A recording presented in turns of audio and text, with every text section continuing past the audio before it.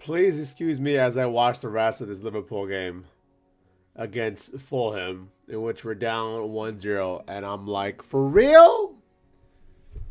A fucking team that's up for regulation? For people that don't know, basically the Fulham team is up for regulation, and what that is they played so bad that they get demoted down a level from the Premier League, which is what is it? It's not EFL, it's something else, but you get demoted. The last three teams in Premier League, that's what happens to them. And we're losing 1-0 with, I think, a minute left in regulation with, I don't know, they might show that extra time soon. It might be like 2-3 minutes. Yeah. You gotta understand, my team's been injured for like, fuck, for like 4 months. They've just had all these kind of injuries. So much injuries that basically, imagine if you had, okay, take your franchise quarterback, right? But every single piece of his offense, from the offensive line to his receivers to his running back to his tight end, are all injured, and it's a different lineup every single game, which is actually something that the Eagles went through, and I think the Packers as well in recent years. Yeah, and it's how many minutes extra? 4 minutes extra. All right, I'll cut the rest of this, but yeah, basically, yeah, no shit. The team's struggling, man. It's not at full strength. The fact that we've been able to be top 8 with injuries, it's like, okay, look, I'm proud of that at the very least. Don't get me wrong. The expectations were go and at least try to be the league champions, but then we got injured. So it's like, okay, can we get top 4 so that we can go into the Champions League? And now it's like, we might not be able to, actually, and that's a goddamn shame. Mind you, my Liverpool won it in 2019 and then won the league championship in fucking last season. So, yeah.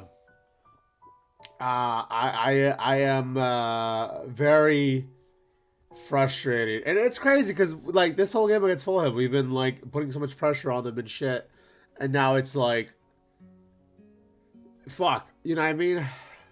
So I'll see y'all at the end of this. GG. GG. That's a motherfucker rap. It is what it is. I'm in pain, and it's the perfect mood to be able to now play Katawa Shoujo. Play the intro. Yo, welcome. Oh, no, that's the outro, my bad.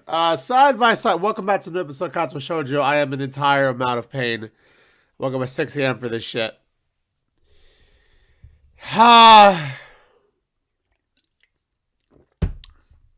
It is what it is. Let's get going. Side by side, I pace carefully and loud to match hers. We slowly walk through the hallway. It doesn't take long for us to arrive at the door to the warm-looking room, apparently situated in the center of the floor rather than either wing. Ladies first. She gives an appreciative smile at the jester, taking the lead as we file in. To the left is the wooden library counter, with the library proper being on the right. It easily dwarfs my old school's library, with the distinct smell of old books giving the pace of an almost old world air. There don't seem to be a lot of students here, considering the time. It isn't a big surprise. Everyone's probably either at the school grounds or in the dorms. Yuko, are you here? She says it to the thin air, since the librarian doesn't seem to be present, and of course Lily can't see this. What's unexpected is that it draws a reaction. Something from under the counter thuds against it, followed by a quite well. Aw. The origin, apparently, the librarian, quickly crawls out and bounces up to extremely rigid attention. Hi, Lily, how can I help you? Her voice is strained in a failing attempt to sound casual, and she's rubbing the back of her head. Good afternoon. What just happened now? I heard a strange sound. Oh, it's nothing. I just hit my head. See, I dropped an eraser under my desk, and while I was looking for pencil dropped, and when I was looking for both of them, you came and, well, you surprised me. Are you alright? I'm sorry, I couldn't know. No, no, no, it's okay, it's okay. Sorry for making you worry. This is nothing, I swear. I've had worse happen to me. Okay. She's quick to reverse Lily's apologies, almost frantically, trying to push aside the possibility that she could be in any way inconvenienced by bashing her head on the counter. Sorry. Yes, worse things have happened. The girl fidgets with her fingers, like, I guess like this, or like that, I don't know. As Lily doesn't seem to drop her concerned expression, and then she shuffles some papers around the counter for no reason. A little shorter than Lily, replete with glasses, freckles, and a very troubled look, she seems to fit a library perfectly. Ah, Lily, did you get my message? Message? Oh, the two imported books that arrived. Right. They finally came. I can't believe it took so long, but amidst her celebrations, partially for managing the change of the topic, I'm sure, she notices me from the corner of her eye and freezes on the spot when she does. Oh, no, I'm sorry for not noticing you before. Did you need to check out a book or return one? I'm sorry. The way she can so quickly shift between moods is a little unsettling. Oh, he's with me, Yuko. This is Hisao, a new student. Hisao, this is Yuko, the school librarian. Hey, pleased to meet you. Hisao, right, Hisao. Pleased to meet you too, Hisao. For a second, she visibly attempts to engrave the name on her mind so she won't forget. Yuko often arranges to import foreign books in Braille for me. Would you like to tell Hisao a little something about the library? Lily's innocent suggestion is met with an expression of abject terror. Please, Lily, no, I can't. I don't know what he'd be interested in. This is too much responsibility. You're the fucking librarian. What the fuck? How is it any responsibility? What? How is anyone's responsibility at all? I don't get it. But her objection is so sincere, I doubt for a second that she'd rather disembowel herself on the spot. What the fuck? Then tell me where the light novels are. But, so, wait, there's like a lot of books in Braille here, or I attempt to save the day. Did this motherfucker really? You just, instead of, just ask, hey, where the fuck are these kind of books at? You could have just said that, bro. I attempt to save the day by asking the first thing that pops into my head. It seems to work, at least partially, as Yuko seems to not exactly relax, but at least look slightly less tense. I think about a third or like a fourth of Yambaku's library is either in Braille or audio. Well, that makes sense, given all the blind students that be here. You know, shit. If it's only that, then how come this library is so big in the first place? Well, we get a lot of new books regularly, because the library is adequately endowed. That's probably why. They spend more on new books than on my salary, and then I have to organize and shelve them all. Okay. It's so troublesome, and they waste so much. I wish I could quit this job. Okay. Fuck. A very awkward silence follows his revelation of just too much information. I'll go 10,000 if you don't mind. It's probably best for all of us if she doesn't keep talking to me. Very well. Meanwhile, Yuko, I would have those books if it's alright with you. Okay. My first impression was right. The library is surprisingly big. Ambling down the narrow aisles, I study the spines of the books in random order, occasionally sliding one out to read the blurb, taking it with me if it looks good. In a few moments, I have a respectable stack of books in my arms. So I guess I'll never be stuck for choice in here. The normality of the library sinks in. Sure, there are large print and Braille books scattered throughout, but it is what it is. It's a fucking library. It's as if the calm mood of the room I had with tea... What? It's as if the calm mood from the room I had tea with Lily in stuck in here with us. It's as if the calm mood from the room I had tea with Lily in snuck with us in here. Unless it was here to begin with. Something about that puts me at ease, just like before. I reach the end of the aisle and find a collection of desks set up for study or personal reading. Going a little further, though, I discover a nice quiet corner in the back. While the rest of the library has the odd student sitting at a desk, either reading or stealthily sleeping, the back is pretty much deserted. As I glance around, I see someone who I recognize sitting on one of the several beanbags. Let's fucking go! What's up? Finally!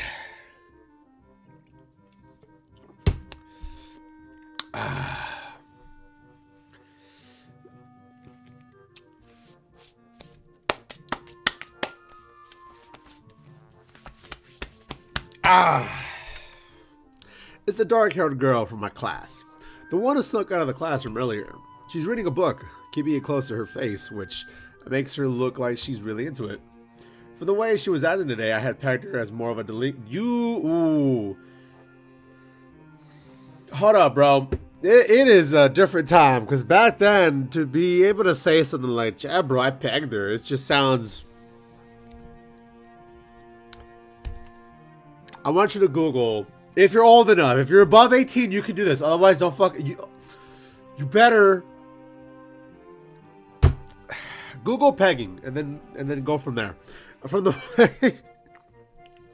for the way she was acting today, I had pegged her as more of a delinquent than a bookworm. In fact, her mysterious disappearance in the class raises all sorts of whys in my head. Intrigue floats slowly but surely towards the surface, and before I know it, I'm walking towards the mysterious long-haired girl. I guess there's no harm in introducing myself, as I would with anyone else. She's a classmate after all. Walking over to another beanbag, I take a seat and lay my books beside it. The girl starts looking scaredly up at me from underneath her fringe.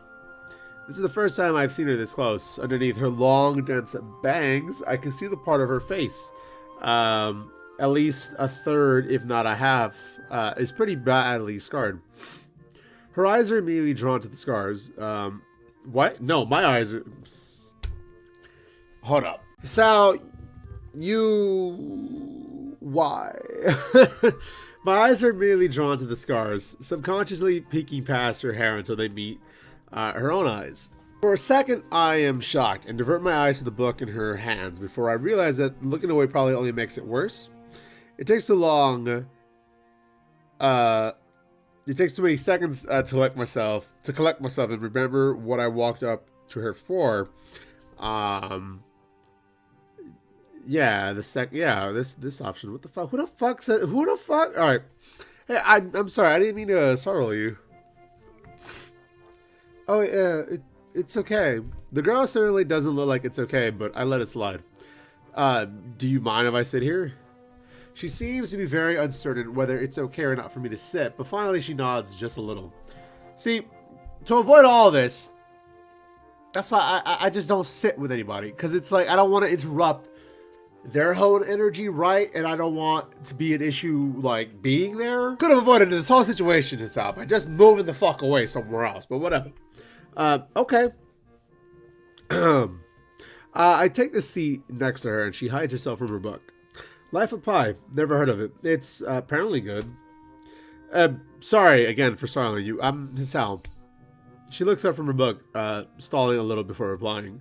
I know. We're in the same class. Her speech is stilted, and so quiet that it is barely audible even in the still library. Some might think that my delinquent impression of her was wrong. Yeah, probably. Hanako. I'm Hanako. I resist her urge to say that's a nice name just to have something to say, but really it's the only thing I can think of. I feel like an idiot. Everyone here must be used to being different to each other, and here I am being all bothered and fussed about that kind of thing. Don't let me interrupt your reading. I'll just be here with these books if you don't mind.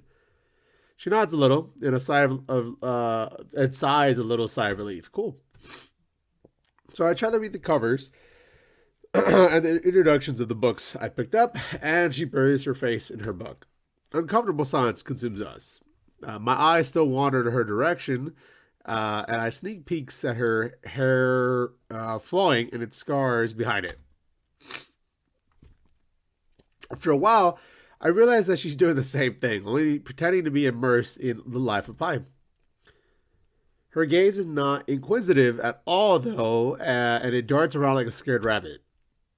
When our gazes finally meet, the chain reaction is unstoppable. Ah!